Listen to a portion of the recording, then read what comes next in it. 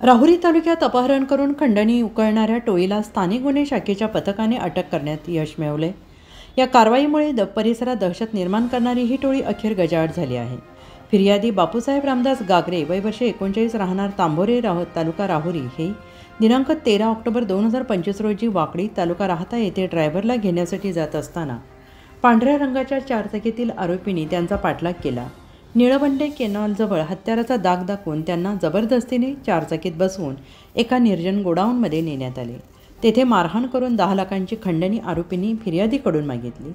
फिर्यादीने पैसे देण्याचे आश्वासन दिल्यानंतर त्यांच्या डोळ्याला पट्टी बांधून शनी शिंगणापूर फाट्याजवळ सोडून देण्यात आले। त्यानंही आरोपींनी त्यानंतर सतत फोन करून पैसे नाही दिलेस तर तुला आणि तुझ्या कुटुंबाला ठार मारू अशी धमकी दिल्याने फिर्यादीच्या जबानीतून समोर आले आहे। याबाबत राहुरी पोलीस स्टेशनमध्ये गुन्हे रजिस्टर नंबर 1163/2025 अन्वये भारतीय न्याय संहिता 2023 चे कलम 140(2), 308(3), 4, 5, 115(2), 351(2), 352(3), 5 प्रमाणे गुन्हा नोंदवण्यात आला होता।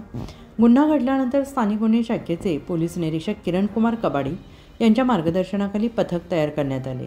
पोलीस उपनिरीक्षक संदीप मुरकुटे, पोलीस अंमलदार फुरकान शेख, रिचर्ड गायकवाड, रमीज राजा आत्तार, प्रशांत राठोड, विशाल तनपुरे, महिला पोलीस अंमलदार सोनाली भागवत आणि चालक अरुण मोरे यांनी आरोपींचा तपास सुरू केला।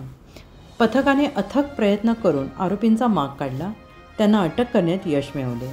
पुढील तपास सुरू असून या टोळीमागील इतरांचे पोलिसांकडून पडताळणीचे काम युद्धपातळीवर सुरू आहे। उत्तर महाराष्ट्र न्यूज नेटवर्कसाठी संजय सावंत, नगर।